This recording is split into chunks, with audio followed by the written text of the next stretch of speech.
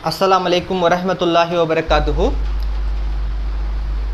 मेरे भाइयों, मेरे बहनों, मेरे अज़ीज़ साथियों, मैं आपके लिए एक इम्पॉर्टेंट न्यूज़ लेकर आया हूँ, एक इम्पॉर्टेंट मैसेज लेकर आया हूँ।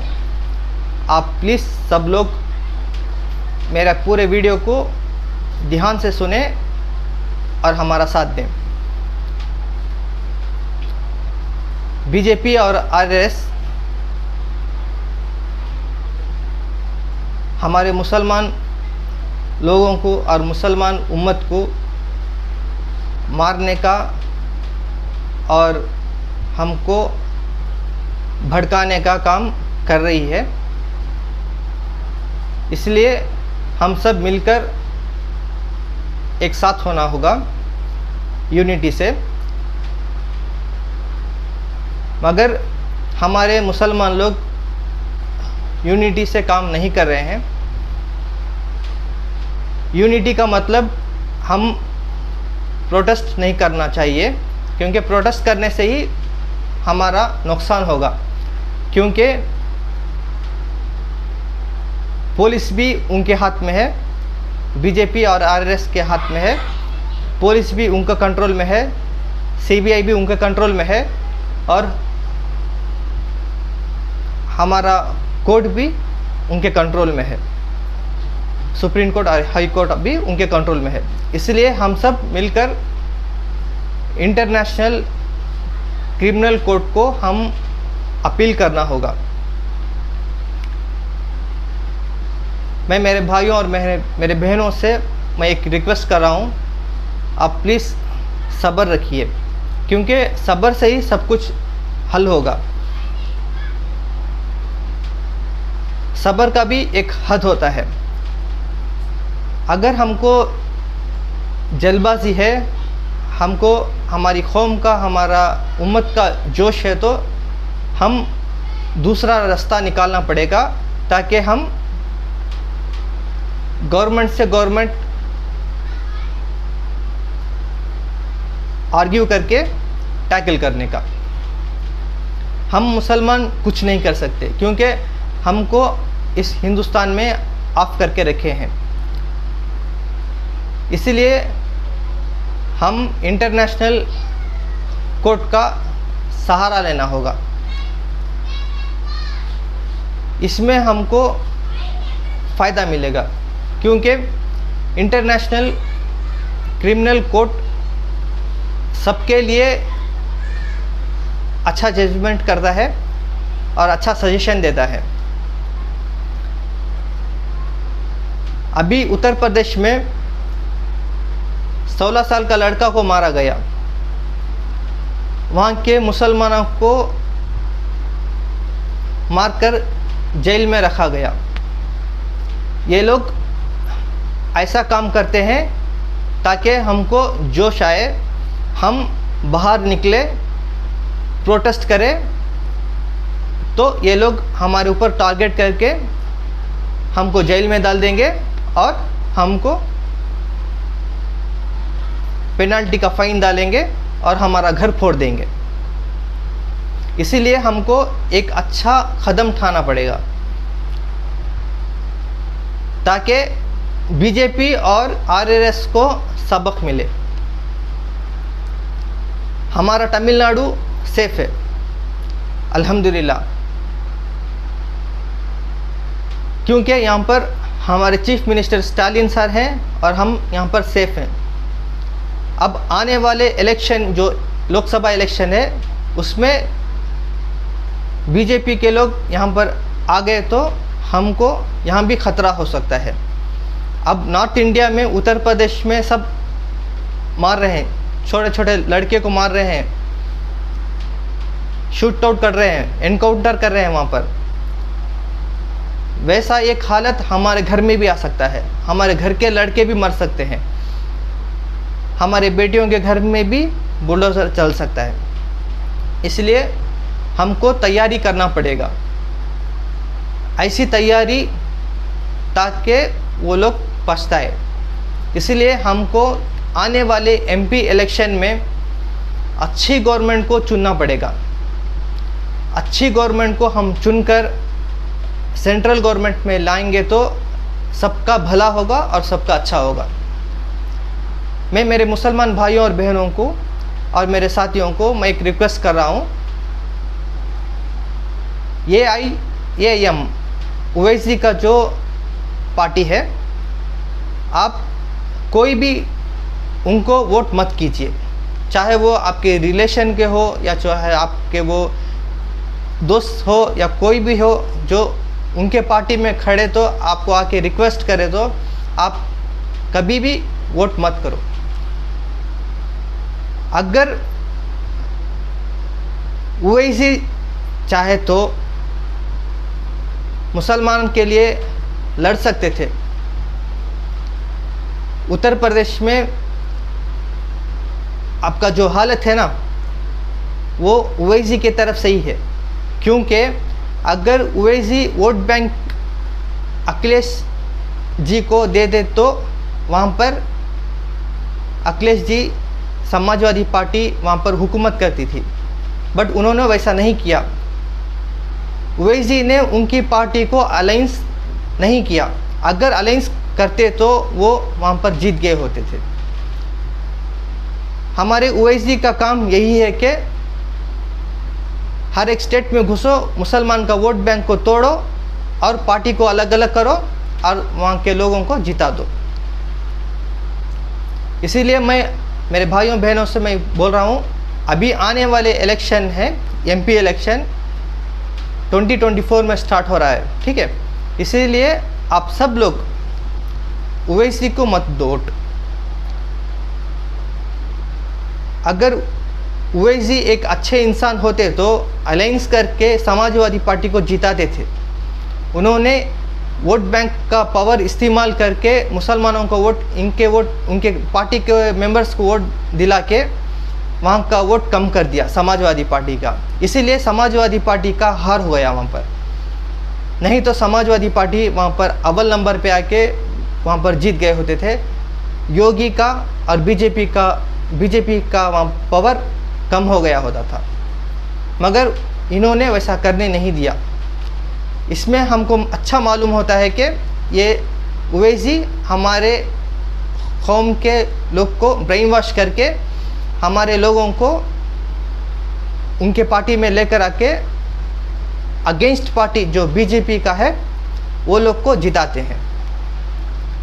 मीडिया में सिर्फ आई वॉश करते हैं, ऐसा बोल के वैसा बोल के, उनके ऊपर एक एक्शन भी नहीं होता है और उनको एक ये भी नहीं होता। हम लोग थक जाते हैं कि हमारे भाई अच्छा बोल रहे हैं, हमारे भाई हमारा सपोर्ट कर रहे हैं बोल के, बट वो हमारा वोट बैंक तोड़कर अपोजिशन लोग का साथ दे रहे हैं। इसीलिए हम सब मुसलमान भाइयों बहनों, मेरे दोस्तों, आने वाले इलेक्शन को आप सब तैयारी कीजिए।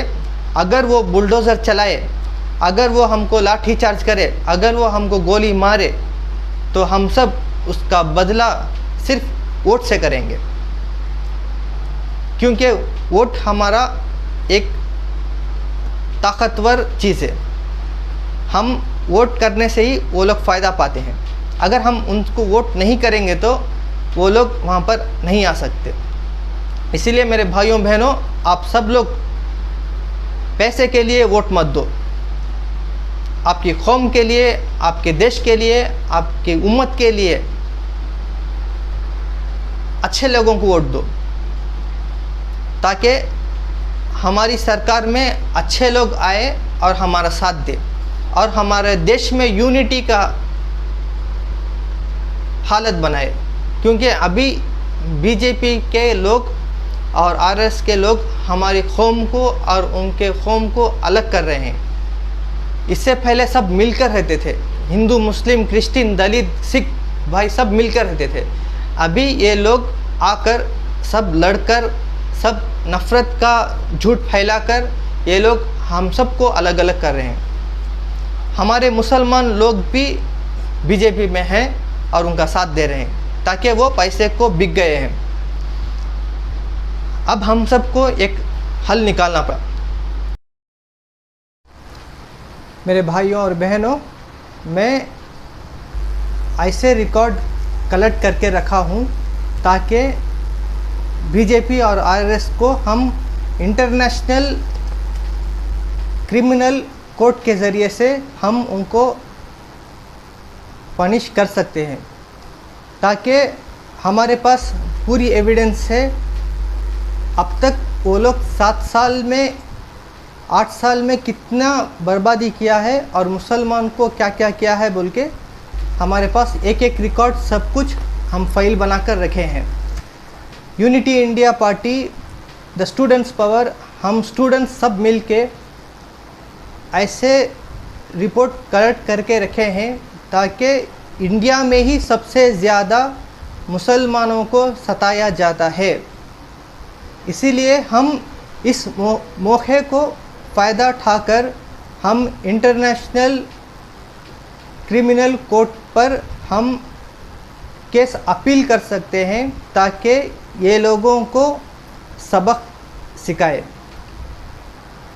अभी जो नबी के ऊपर ये लोग ने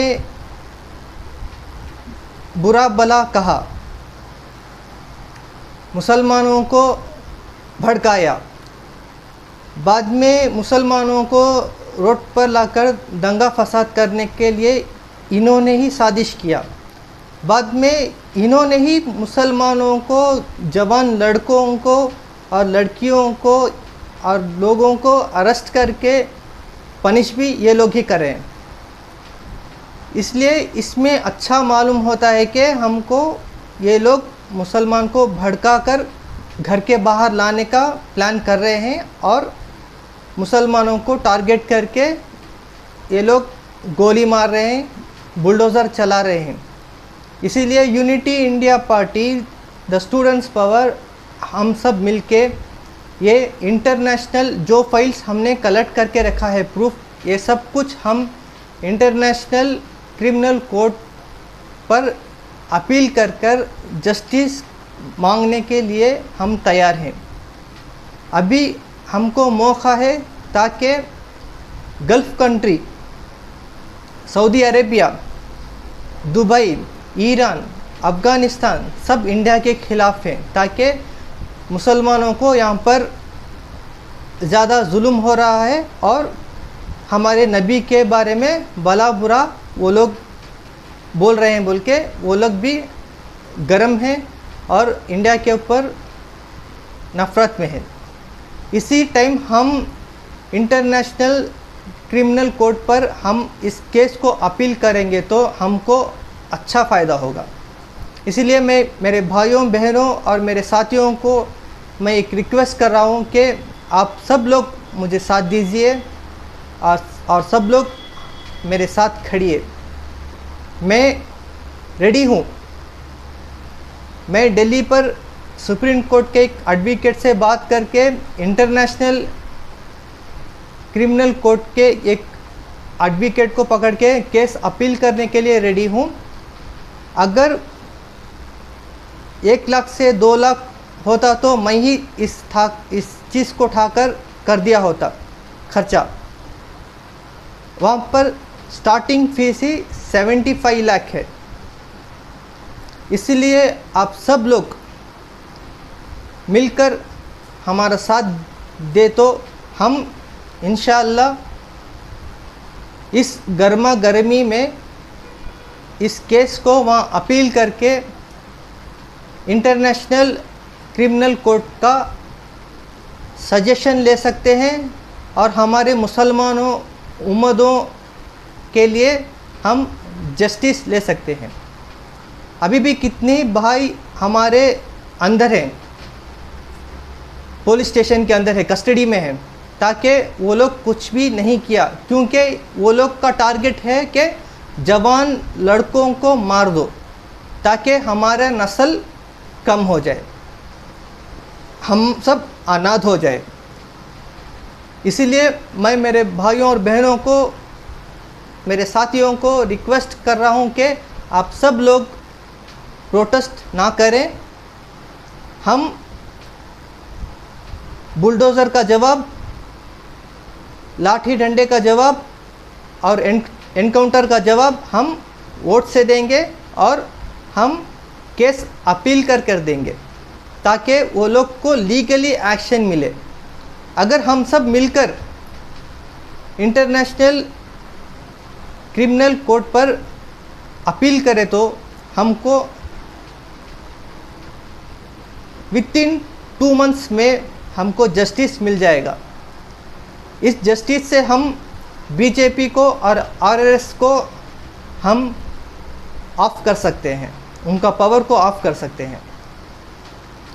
वहाँ का जजमेंट भी हमको इम्पोर्टेंट है और हम लोग का आने वाले लोकसभा इलेक्शन पे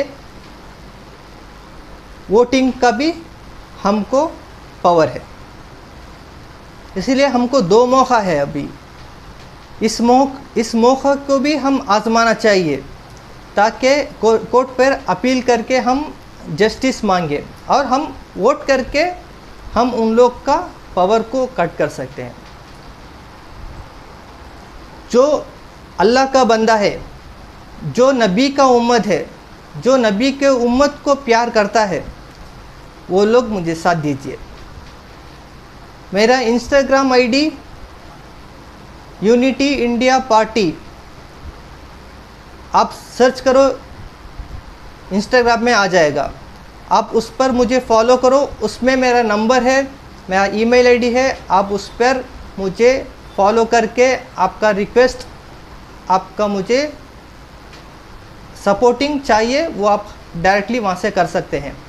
मेरा नंबर है उस पर, मेरा जीमेल आईडी है, आप मैसेज कर सकते हैं इंस्टाग्राम पे और मुझे साथ दे सकते हैं।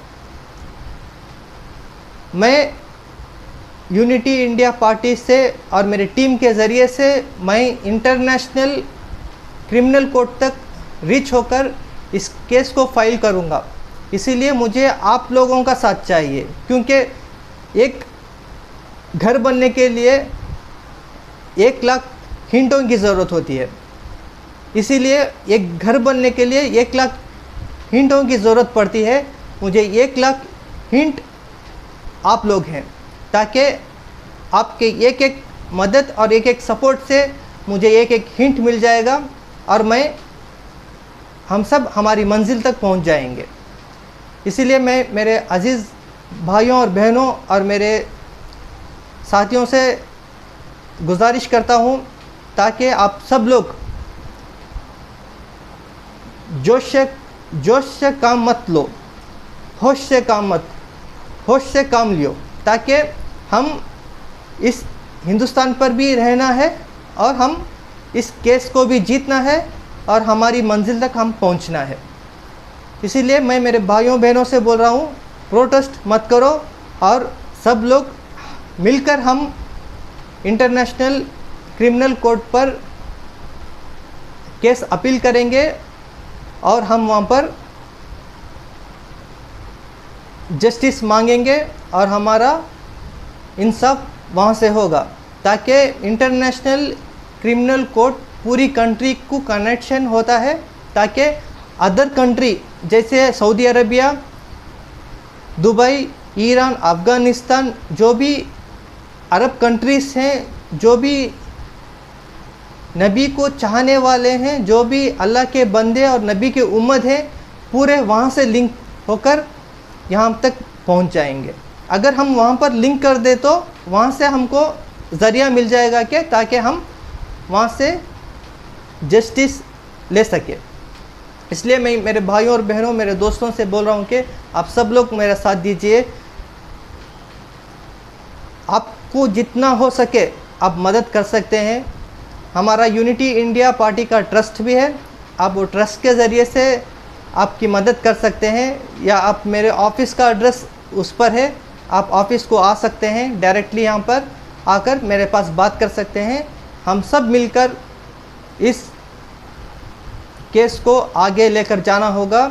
आने वाले दिनों में हमारे घर के बच्चों के लिए हम सेफ्टी करना होगा, हिफाजत करना होगा, ताकि अभी नॉर्थ इंडिया में 16 साल का लड़का को मारा गया। वो एक लड़का के ज़रिए से 10 उम्मत आती थी, वहाँ से 10 पीढ़ी वहाँ से आती थी, बट एक लड़का वहाँ पर गया तो 10 उम्मत चली गई, 10 पीढ़ी वहाँ से चली गई। इसीलिए हम सब मिलकर, सब मुसलमान का साथ देना होगा, सब मिलकर यूनिटी से काम करना होगा, तभी ये हम जीत सकते हैं केस को और हम इस बात इंटरनेशनल लेवल तक ले जा सकते हैं। हम इस इंडिया में कुछ नहीं कर सकते क्योंकि पुलिस इनका है, सीबीआई इनका है, ईडी इनका है, कोर्ट भी इनका है, इसलिए हम कुछ नहीं कर सकते। हमको सिर्फ इंटरनेशनल के ज़रिए से ही हमको जजमेंट मिलेगा, इसलिए हम वहाँ तक कोशिश करेंगे। सब पैसे डालकर हम सब इस केस को आगे लेकर जाकर हम इंटरनेशनल लेवल तक रीच होंगे। सब्र से काम लेंगे और अच्छे से काम करेंगे, होशियारी से काम करेंगे ताकि हम पर कुछ भी फॉल्ट ना आए। हम लीगल प्रोसेस से ही जाएंगे, हम हिंदुस्तान के लीगल के ज़रिए से नहीं, इंटरनेशनल के लीगल थ्रू से जाएंगे ताकि हमको वहाँ से जस्टिस मिले, ताकि अरब कंट्री भी हमारा साथ दे, तभी इसका रास्ता खुल सकता है, इसका रास्ता बन सकता है। मेरे अज़ीज़ भाइयों और मेरे बहनों, मैं मेरी कौम के लिए, मैं अल्लाह का बंदा हूँ, मैं नबी का उम्मत हूँ।